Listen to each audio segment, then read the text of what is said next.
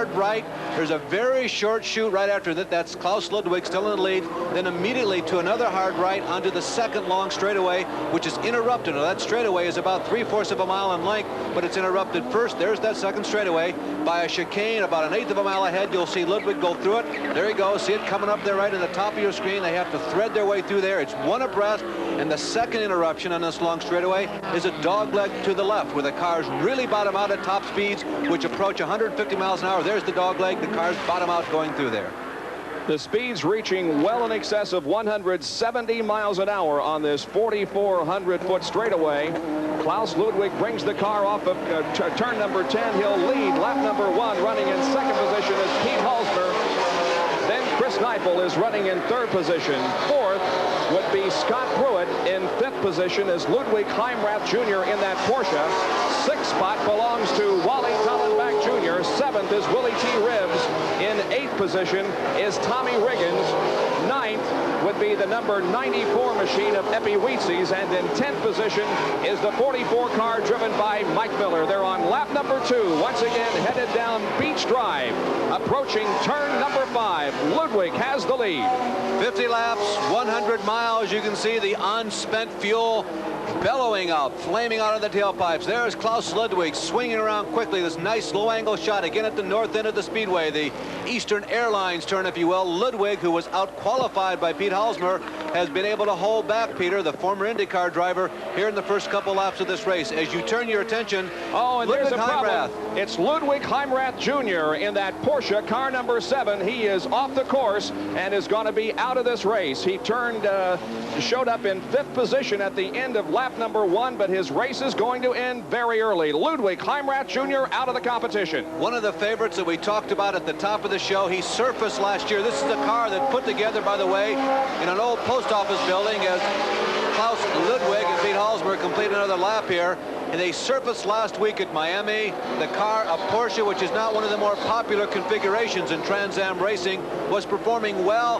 He had high hopes for doing well here. And by the way, Ludwig tells us, Ludwig Heimrath Jr. that is, you can see Ludwig there out of the car looking for a place to sit down, maybe take a trip back to the pits.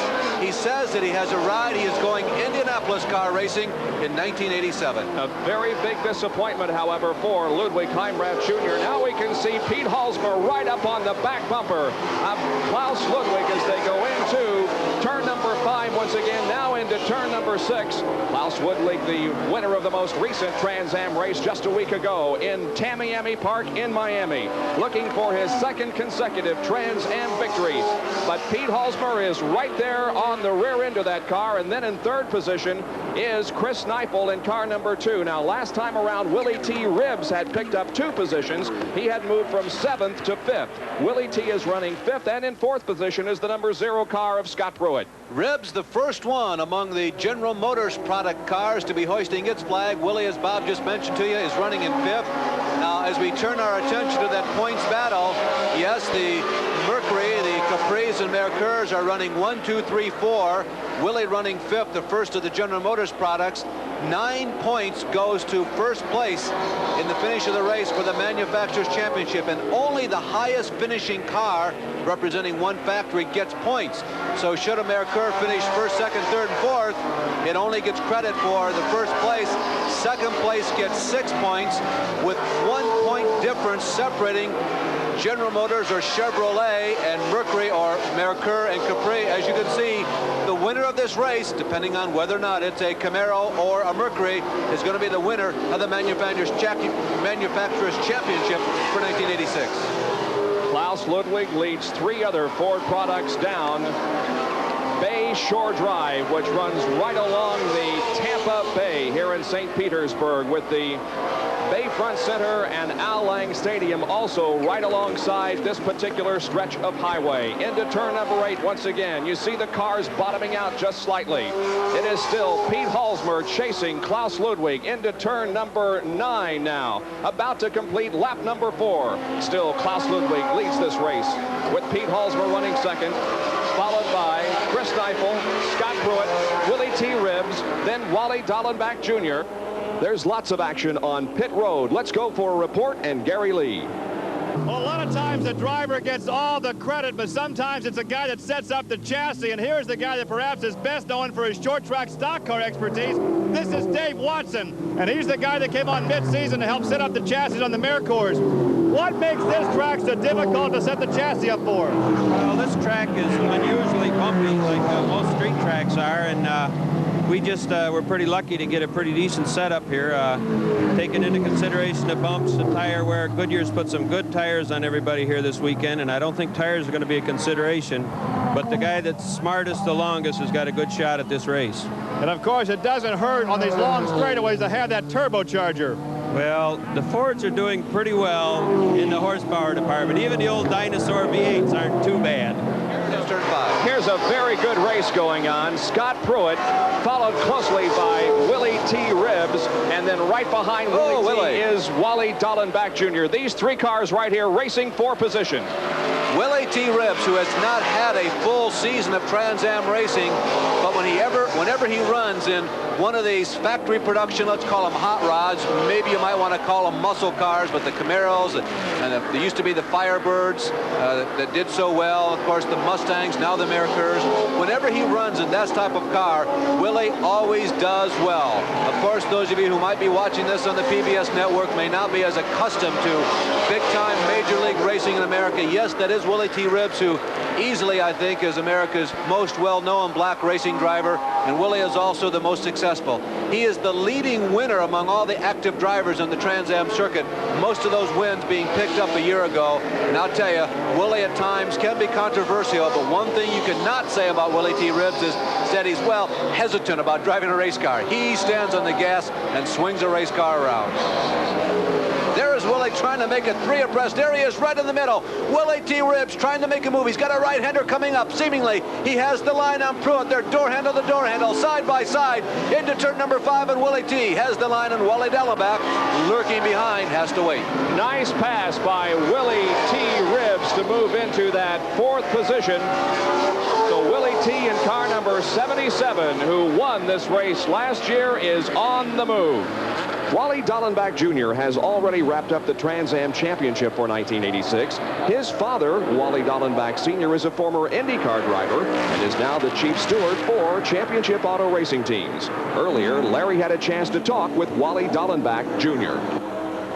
Looking for an Indianapolis car ride. Where do you start? At the bank, generally. Most of the teams that are looking for drivers are also looking for money. So I don't happen to have a sponsor in my back pocket, so I may have to do GTP unless something breaks and I get offered something in a champ car. Wally on the outside looking in, a lot of casual fans would say, last name's Dallenbach, Trans Am champion, should be easy to get in. Well, it's really not. A lot of the top teams in Indy cars already have their drivers that are much more experienced than I am. And so basically you got to start with a team that wants to start with a young driver and work their way up, or get with a new team. We were hoping to go with Protofab here. It would be a nice step for us, and I think we're all capable of doing it and being successful. But like I said, it all depends on a sponsor, and you're talking $1 million plus to go IndyCar racing competitively.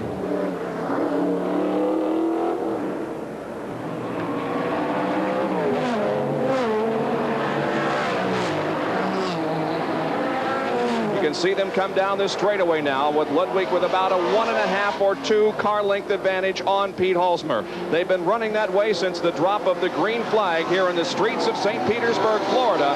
The 2nd annual St. Petersburg Grand Prix has been a beautiful weekend as far as weather is concerned, and the 2nd annual event has to be determined as one of the most successful in the history of racing in this area. It has been a terrific weekend. As a matter of fact, our host here, and of course the racing circuit, headed up by a pretty good friend of ours, has been more than hospitable in terms of making this weekend pleasurable and being also very efficient. It's a real tough project to conduct a race on a street circuit. Well, the St. Petersburg Grand Prix is more than just a series of races through the streets.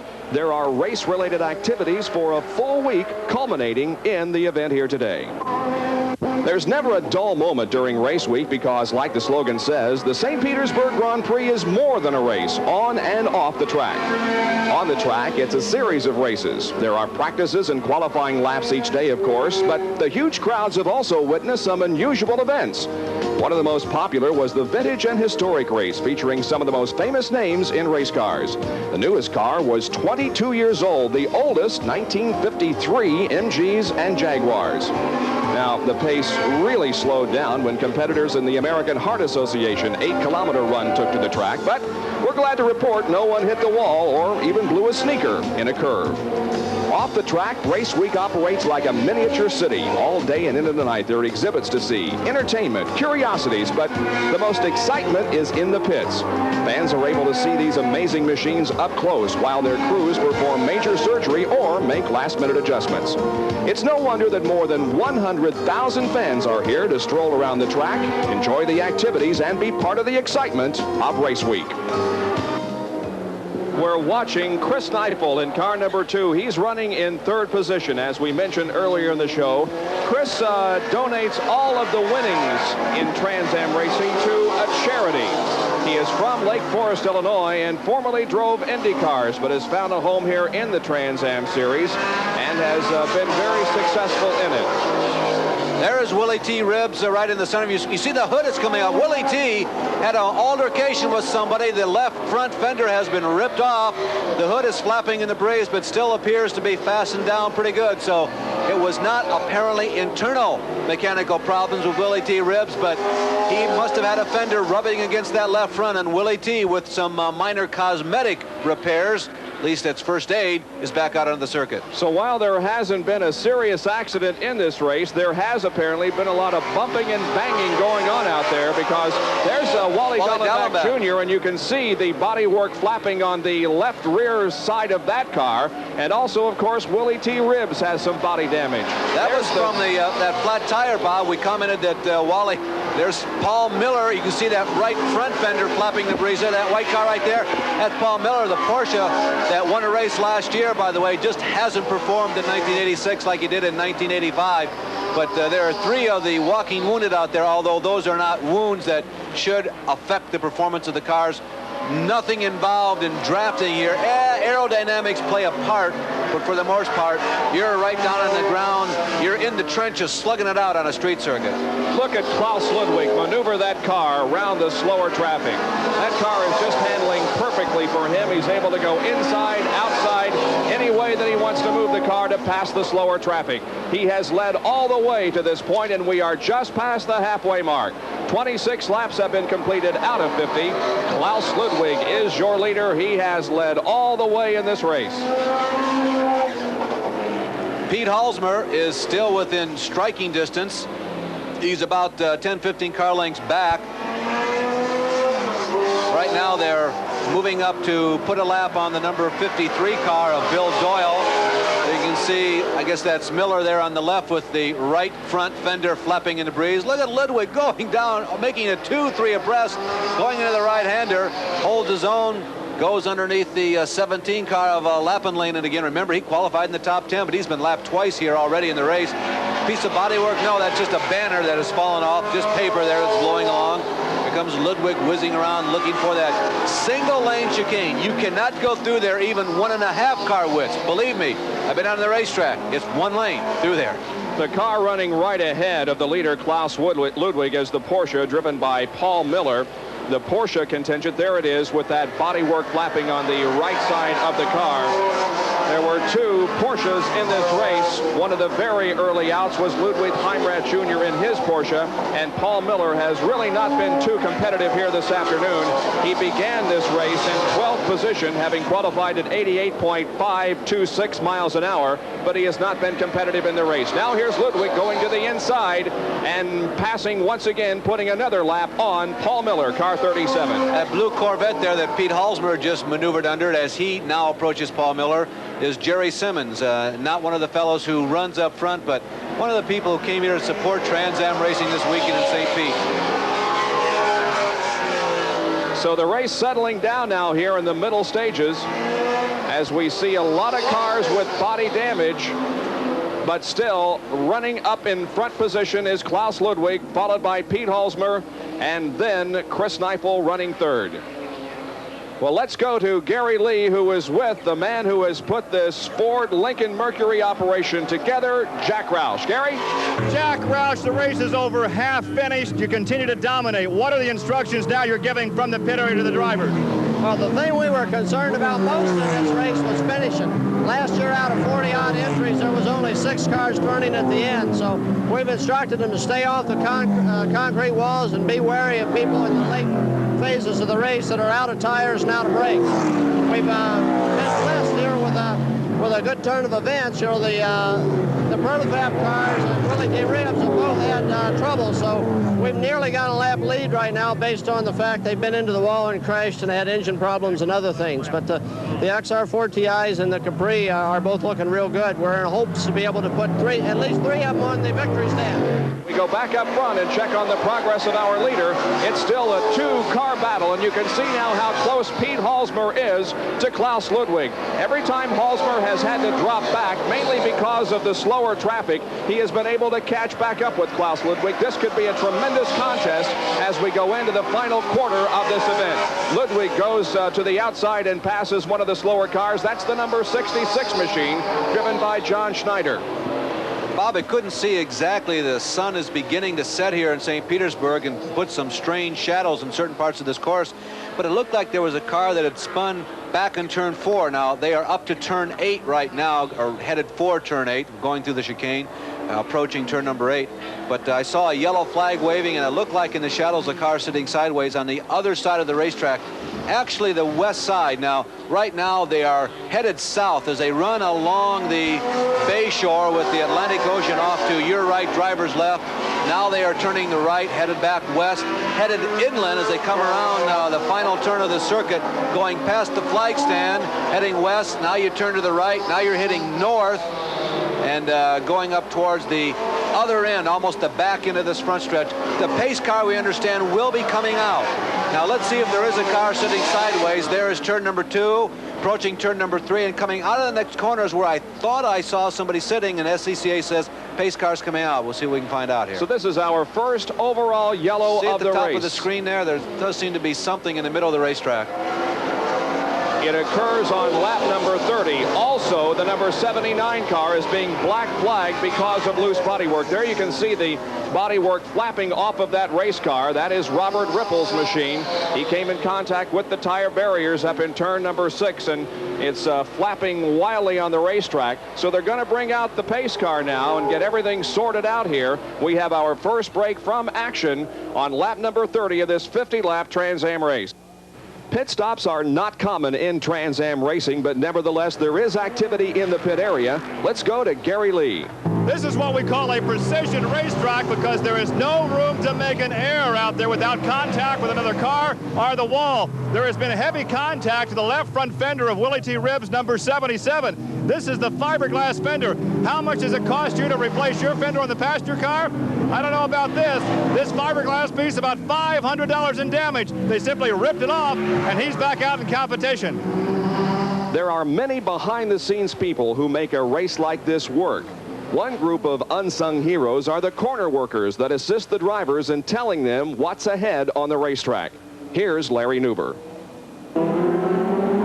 The most difficult job of the weekend, and often the most maligned, is this, the corner workers. Now, Trans Am is one of the pro divisions of SCCA, but for many of these people it means a weekend journey back and forth across the country every week, for which they themselves pay for, only to come here and work on a volunteer basis. Now, their primary job is to keep the track as clear as possible and also to signal the drivers as much as is humanly possible. Because the lines of mass communication are not always as available to them as they are other personalities of a weekend at a racetrack, oftentimes they're very maligned with no opportunity to defend. But my experiences have been that they are more often right than wrong. Oh yes, there's one other dimension to their job. it can be the weekend's most dangerous. We are about to go racing once again after a caution flag caused by an accident involving James Goad and other debris on the racetrack. But now the green comes back out. Speeds pick up once again. 36 laps have been completed. 14 more to go in this Trans Am finale in the streets of St. Petersburg, Florida. Klaus Ludwig still has the lead in car number 43, and Pete Halsmer continues to dog him in second position. We could, however, have a great race here, as Halsmer has not let Ludwig get very far ahead throughout this event, and it could be that Pete may be saving something to make a move to the front here in the last 14 laps. Let's run down the standings for you. In third position is Chris Neifel. Fourth place belongs to Scott Pruitt. In fifth position is Wally Dallenbach Jr. Those 5 cars are on the lead lap. In sixth position is Mike Miller in car number 44. Seventh is Epi Wheatsies. In eighth position is Ken Murray. Running in ninth spot is the number 66 car driven by John Schneider. And in 10th is number 40, Jim Derhaag. Let's go down to the pit area, and Gary Lee, who is with the defending champion of this race, Willie T. Ribbs, who is out of competition. Last year we talked with Willie T. Ribbs in victory lane. It's not going to happen again this year. What was the problem? Well, we got the tires first in the chicane, but then I think the chicane broke the half shaft in the rear end. The rear end's darting all around under power, so something's broken in the rear end. We were concerned with that big manufacturer's battle today that it might get a little rough out there. How has the driving been? Well, I had to drive flat out, and I drove flat out. There was no way I could run with the Merkurs. They're too light, and they're just too quick in a straight line. So Willie T. Ribbs out of the competition, but up front we have a great battle going on for the lead as Pete Halsmer has Klaus Ludwig within about 3 car lengths. This Bendix Trans Am race has turned out to be a 2-car event. A great break, by the way, on that long full-course yellow for the defending Bendix Trans Am champ, Wally Dallenbach. Wally was about to be lapped. Remember, he had to come into the pits prematurely a few laps ago for a flat tire. He was able to stay at the back of the pack, but he is no longer in jeopardy of being lapped. He is being shown in 5th position in the race. Probably no chance of winning, but at least he will be able to stay on the lead lap. So should something go wrong with all those Mercury products up front, Wally still has an outside shot. These 2 cars, without doubt, the class of the field here this afternoon. Even when the cars have been bunched under the yellow, these 2 have taken off from the rest of the field and made it a 2-car race. The 3rd place car of Chris Neifel is several seconds behind this 1st and 2nd place duel, Klaus Ludwig and Pete Halsmer. I'll tell you, the Merkur race car is a sweet-sounding machine, I must admit. Bob, you and I were out yesterday during a practice listening to the car hum around the speedway, and compared to other racing machines that roar and are violent, the Merkur has one of the sweetest sounds you ever heard. As a matter of fact, we were hearing a chirping sound as particularly Pete Halsmer and Klaus Ludwig were shifting gears. We thought that the shifting may have been so precise that he was actually chirping the tires, but what was going on is that as they shift gears, the rotor in the turbine actually stops for a second, and air whistles through it and makes this little bird almost like sound. And it's a very interesting and unusual noise, but it just points up to how clean of a machine and how outstandingly strong racing machine this is. The Camaros have an appeal all of their own. The cars sit a little squatter, and they really are a better machine. I think they're slightly better equipped for a real twisty, turny course. But when you have a circuit like this, sort of like Hockenheim over in Germany, that has long straightaways, I'll tell you, the horsepower of that turbo-powered machine really does seem to come to the front. Before the weekend started, everybody said, I really think the turbo's going to have the advantage. As qualifying unfolded, seems like that was the case, and here in the race, ditto. Leaders now approaching the number 71 There's car. Halsmer trying to move on the high side. There he is. Does he have the line? Halsmer does not have. He's on the outside. Let's see if he can hold it. Now to the next corner. Halsmer will have the line on the inside, but Ludwig does a very good job of closing the door.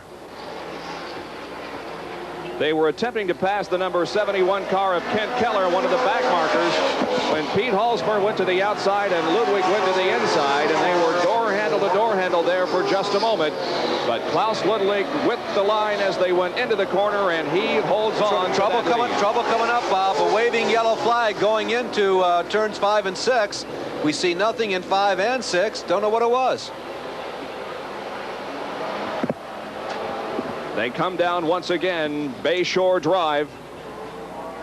And the pace car is going to come onto the racetrack once again for the second time in this race. So on lap number 40, we're going to have the pace car coming on once again. Now the interval between the second and third place cars has stretched to 26 seconds. That's the interval between second place Pete Halsmer and his teammate Chris Neifel, who's running in third spot. There's first and second, and as they come around, the pace car will be picking them up once again. No visual evidence of whatever the reason for the delay is at this point. Oh, there it is. There's some visual evidence for you. Well, that is Paul Miller in the number 37 car. 63 is driven by Jerry Clinton, and the 24 machine is the Rick Dittman car. And you can see that they pretty much block the entire racetrack. The number 21 car of Pete Brallier comes along. So does Ken Murray, who is running in the top 10. But for a moment there, the entire track was blocked. Now the pace car is going to have to come out and slow the field. We're going to have to get the wreckers out there to clean up the problem on the racetrack. Let's go to Gary Lee. We can see the shadows getting longer here in the pit area, and that is becoming a problem late in the race for the drivers. As they negotiate the last turn and head onto this very short straightaway across the start-finish line, they're taking the hand off the gear shift, coming up here and trying to block the sun from their visor. It is very difficult to see going into the first turn. That may be a major concern in the winning laps of this Trans Am competition.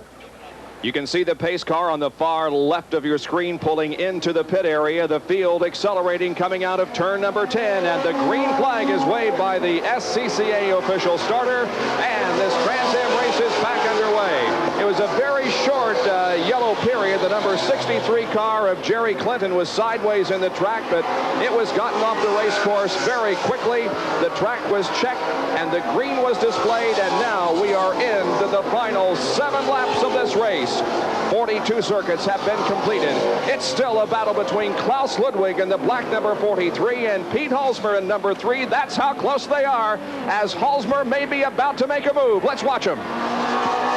Close here, Bob. Halsmer going to look to the inside. That's the line going into the right-hander. Not this time. By the way, Wally Dallenbach Jr. has moved into third on that restart. He out-snookered, we believe, the number 2 car of Chris Neifel, which, if he did, would move him into third. No, I see him at the top of the screen. Neifel seems to be back. So Dallenbach is still fourth, or now back to fourth, and the 0 car of Scott Pruitt is fifth. So the Camaro sandwiched in between a couple of Mercury products. Coming down into corner number 8 once again. Ludwig leading Pete Halsmer. They're about to complete lap number 43. We'll have 7 more laps to go. Here they are crossing the start-finish line once again. Well, Dallenbach is back into third now. Dallenbach had been passed by the 2 car Chris Neifel. I think he got up at the start-finish line. He lost it somewhere around the course. And Dallenbach, as they came back into one of the twisty section of the circuit, has moved back into third. Well, Wally has done a tremendous job this afternoon. He didn't have all that fast a qualifying speed and began this race. There he is, Bob. Here he comes. You just barely got a quick glimpse of him. Ludwig running over something on the racetrack. Doesn't seem to affect the performance of the car. Halsmer looking to the inside again. It looks like here in the latter stages, Pete Halsmer has a little more race car. Another evidence of it. You can see Klaus Ludwig laying on the brakes really heavy going into turn 5 and turn 6, trying to stretch the turn-in point, trying to stretch the braking point. He feels he's down a little bit on horsepower, so he's trying to compensate for it by driving deeper into the corner. May or may not work out for him. As we indicated, Wally Dallenbach Jr. started this race in 5th position, had many problems during the course of the event, including a pit stop in which he had to change a left rear tire caused by contact with another car, but he has now moved up into 3rd position. Halsmer looks like this lap may be the one where he's going to try and make his move. You saw him swinging out of the dog leg just before the start-finish line section. He may be trying to really stand on it to get set up. You need to pass normally at the end of one of the long straightaways. Now, Pete will try and get as close as he possibly can, going through this series of sharp block letter S turns. A right, a left, another right. Now he'll go on to the straightaway, and if he's got anything, if he thinks he's had a good series of S corners, doesn't quite look like he's close enough. That was first and second. There's third Dallenbach, the fourth running car of Neifel. There is the fifth running car of Pruitt. Not quite enough this time for Halsmer. Turn 5 again. Turn 6. Low angle coming right at you through turn 6, getting out near the water now. The bay, the saltwater bay, the Gulf of Mexico, the Pacific Ocean, whatever you want to call it, is there on your left. And no, Halsmer loses significant ground to Ludwig as they approach the chicane. Once again, these first two cars are pretty much pulling away from the rest of the pack. Wally Dallenbach Jr. has moved into third position, but still there was a lot of racetrack between second and third spot. Ludwig and Halsmer both blasting off that corner at high speed, now into corner number 9 once again. They complete lap number 45 this time around. 5 more circuits to go, and you can bet that Jack Roush is telling these drivers, I don't care which one of you wins this race, but for heaven's sakes be careful and don't take each other out, because should that happen, Wally Dallenbach Jr., who is running third, would be the winner of this race, and that would give the Manufacturers' Championship to Chevrolet. Bob, Wally is missing. There is Dallenbach, I think. Dallenbach was missing the last time by. There is significant damage, and Wally Dallenbach, who was standing on a button trying to get as close to the front as he could, is out of it. And he is going the wrong direction on the racetrack, trying to get himself straightened out. You can see the frustrations that Wally is undergoing. He bumps the wall once again, trying to right that car. There's a lot of body damage on the left rear portion of that race car. Obvious frustration by Wally Dallenbach Jr., who's had a tremendous year in Trans Am racing, but is going to fall short this afternoon in bringing home the Manufacturers' Championship for the Protofab Camaros. Here's the tail end of that accident. You can see the car. Actually, there's a fire in that car. It blows itself out. There was fire coming from the exhaust. Coming out of the exhaust, yeah. But it's okay. Dallenbach backed up on the racetrack for a few feet, got the car going in the right direction. He's still on the racetrack, but has dropped back several positions. 5 laps now, 4 laps to go. It continues to be, as it has been all day, Klaus Ludwig from West Germany leading in the black budget rental car number 43, and Pete Halsmer in the Roush Motorcraft Mercury Merkur number 3, bird dogging. Halsmer appearing to have the slightly superior setup here in the final stages of the race, but I'll tell you something, waiting for Klaus Ludwig to make a mistake is like waiting for the sun to go out. It just doesn't happen. Well, Pete Halsmer has won 1 race this year in Trans Am competition. That came at Road America. And of course, Klaus Ludwig has also won 1 race in Trans Am. The most recent event just last weekend in Tamiami Park in Miami. Both of these drivers with 1 win under their belt. One of them obviously is going to have 2 in less than 4 laps. Into the chicane once again. Next time around, they'll complete lap number 47. They go to the inside and pass the number 21 car driven by Pete Brallier from San Mateo, California. Bob, you would think that the cars would probably be relatively, and Ludwig, I think, clipped the inside. No, it wasn't Ludwig. It was one of the lap cars that he was going around. You saw that bodywork flying. I thought it might have been from Ludwig clipping one of the cement barriers there, but it wasn't. It was one of the lap cars. I was about to say that you'd think that the cars would be horsepowered about the same, but it looks like on the long straightaway runs, Klaus Ludwig has an advantage. Halsmer's advantage seems to be in the weight distribution, the setup, the suspension. He seems to be superior here in the latter stages. If Pete Halsmer is going to get around Ludwig, I don't think it's going to come at the end of one of the long straightaways. I think he's got to get it done in one of the twisty, turny sections of the racetrack. Now with Wally Dallenbach Jr. having pretty much eliminated himself, we are down to 4 cars on the lead lap. There is Halsmer once again to the inside of Klaus Ludwig, but Ludwig is going to hold on to the lead. We have 4 cars on the lead lap. It is now Scott Pruitt who has moved to 3rd and Chris Neifel in 4th. So 4 Ford Products Mercury Merkurs are in the top 4 positions. Bob, I think your comment a little while ago about Roush telling both of these drivers, okay, race for the lead because neither of you have anything personally really at stake to lose or to win, so go ahead and race for it. But remember, don't take each other out. I think that was a really wise comment. Now I'm wondering what Jack is saying, that Wally has dropped way back because he is a comfortable, if you look at it from the Mercury Capri, Mercury Merkur point of view, he's a comfortable 5th. A very disappointing 5th if you're looking at it from the Camaro point. But now all bets are off. There will be no holds barred here between Ludwig and Halsmer. A very interesting intellectual battle going on. Klaus Ludwig, who has made a reputation for himself racing around the world, and Pete Halsmer, who has made the reputation for himself running here in America as one of the most versatile drivers, having experience in the Indycars as well as the Mickey Thompson off-road trucks where they jump around. A lot of jumping around going here in the street circuit. You can see it's very rough at speeds in excess of 150. 3 of the first 4 cars are Merkurs. Scott Pruitt's car, number 0, the 3rd place car, is a Capri, but they're all Ford Lincoln Mercury products. You know, Halsmer's car is spitting just a little more fire than what Ludwig's car is, I've noticed the last few laps, and that's an indication. Greg Pickett is limping down the front stretch. He's right across from the start-finish line and comes to a stop, as a matter of fact. Pickett is not in a dangerous place. He's on the right-hand side of the road where the traffic line, the racing line, is to the left. I was about to say that Halsmer's car is spitting out a lot more fire than what Klaus Ludwig's car is. That's an indication. You see the fire spitting out? That's an indication of that not as much of the fuel is being burned up. I mean, we're talking about real small microscopic amounts here, but that's an indication of they're not getting total utilization of the power that is available to them through the fuel system. We have 1 more lap to go. They're on their final circuit around this 2-mile street course in St. Petersburg, Florida. Klaus Ludwig and Pete Halsmer are going for the win. They've got some slower traffic in front of them as they negotiate turns 3 and 4 now. They come out on Beach Drive for the final time, 2,600-foot straightaway, where speeds build to about 160 miles an hour.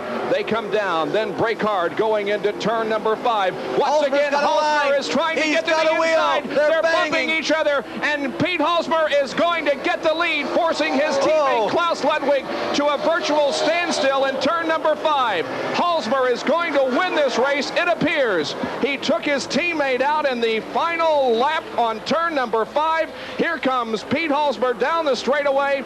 Klaus Ludwig is behind him, but several car lengths. In fact, there is 1 car separating first and second now. Pete Halsmer is going to win this event if he can hold on. They head for turn number 8 now. They're in front of the Bayshore Center into turn number 9, or headed for turn number 9. Ludwig is catching up with him, but now Halsmer again is able to put a car between himself and the second place Ludwig. Out of turn number 10, here's the win for Pete Halsmer. Second place is Klaus Ludwig, and in 3rd position is Scott Pruitt. What a tremendous outcome of this race on the very final lap. In turn number 5, Halsmer went to the inside of Klaus Ludwig, bumped him out of the way, and Halsmer got the lead and the win. Could be a very interesting victory lane. You know, you got to look at this and look at it carefully and make your call at home. Let me see what kind of analysis I can come up with. Halsmer gets inside, and I think under those circumstances, Peter had the line. Ludwig tried to move down and take it away from him. There was no bump as he moved up behind Ludwig. So that's a real gray area, but I think I got to lean toward Halsmer's direction on that one because he didn't really bump Ludwig out of the way going in, and Ludwig just refused to give up the line. What a tremendous ending to a great year in Trans Am competition. Needless to say, Ford has won the Manufacturers' Championship. You can see some hand gesturing going on there between Pete Halsmer and Klaus Ludwig. I don't know whether it was friendly gesturing or whether there was some animosity involved, but as Larry indicated, perhaps we'll get a better indication of that in victory lane. Nevertheless, it's Pete Halsmer who has taken the lead from Klaus Ludwig on the final lap after Klaus led the entire distance from the drop of the green flag until lap number 49 when Halsmer went inside in turn number 5 and grabbed the lead away. Bob, the real key to the pass was as Pete came through the series of, I called it a block S earlier. It's actually 3/4 of a rectangle that you traverse as you come out of turns 1, 2, 3, and then 4. And then as you approach the north end of the racetrack, Halsmer had built up the momentum. Now see, he's right up behind Ludwig. Whatever draft exists, he's in it right now. So whatever throttle he has left because of the draft, he moves out. Now he begins to get the line. Now there's no bump initially going in. As he moves up alongside, they still haven't bumped. Pete seems to have the line, and now there's a slight bump. Now the question becomes, was the bump is what gave him the line, or did the bump come after the line? All right, the cars have moved into the pit area. The drivers are making their way toward victory lane. Let's go to Gary Lee in the pit area. Pete, what a Hollywood finish. Congratulations. And I have to ask you, were there some team orders coming from the pit area on that one? No, unfortunately, my radios haven't worked for the last couple of races. And we were both just racing as hard as we could. I know Klaus was working hard, and he did a heck of a job. It just turned, I didn't know if I'd be able to get him on the last lap, but I thought I'd try, and when I pulled out, there was oil in the middle of the road where I was, and I couldn't get it slowed down, and I was really concerned, and he and I collided a little bit, but we both made it around, so I was happy for that. Obviously, you had to take the chance, though, because you could have torn up both cars. Well, I didn't want to take, I knew I could run hard with Klaus, because he's an experienced racer, and he's one heck of a racer, and I enjoy racing with him, and I knew I could run hard with him, and I didn't want to get by him that way, unfortunately, but we're under control, and I know, I didn't think we were taking too much of a chance. I felt like we could both still run hard and still finish like we did, so. All right, here's Klaus. Let's see if we can get Klaus Ludwig around here. We just talked to Pete about that final pass, and some folks were thinking perhaps there were some orders from the pit area for you to kind of back off and let Pete win. What a way to lose in the last circuit. What can I say? It was a hard race. It was fair until the last lap. Then he passed me. It's good. I won last week. He wins this week. It's okay. So the 1986 Trans Am season comes to an end here in the streets of St. Petersburg, Florida. Ford wins the Manufacturers' Championship. The race itself very controversial, but it looks like Pete Halsmer wins over Klaus Ludwig. Yeah, he wins, but talk about ending in a very flamboyant fashion. I'll tell you, I wish I could stand here and take a real rock-hard stand on what happened, because I know that's partly my job. I'll explain it this way. I think the way SCCA has been interpreting situations like this throughout the 1986 season, Pete Halsmer was in the wrong. But the way that historically it is done in racing, I think that Halsmer might have been in the right. So you make the call based on those two observations. Pete Halsmer crossed the finish line about 2.5 seconds ahead of Klaus Ludwig. That's the story from the St. Petersburg Grand Prix and the end to the 1986 Trans Am season. We hope you've enjoyed today's telecast. For Gary Lee, who worked the pit area, and for Larry Nuber, this is Bob Jenkins. Thank you for joining us for the St. Petersburg Grand Prix. Funding for this GTE St. Petersburg Grand Prix special has been provided by the Sports Car Club of America and its 38,000 members, by Allied Automotive, makers of Fram, Bendix, and Autolite Automotive Products, and by Motorsports Enterprises, Special Events Promotions.